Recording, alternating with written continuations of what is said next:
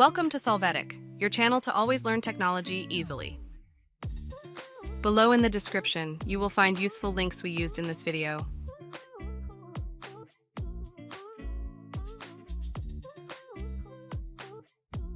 Today in Solvetic, we will see how to put music on Smartwatch Y68.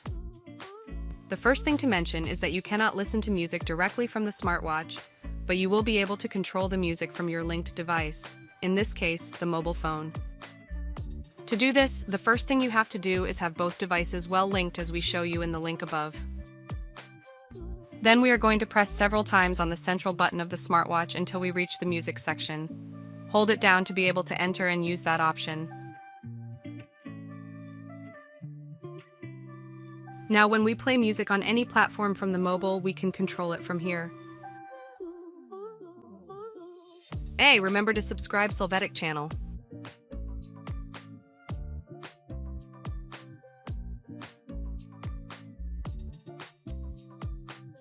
Click once on the central button to scroll through the player options and hold down to execute the action.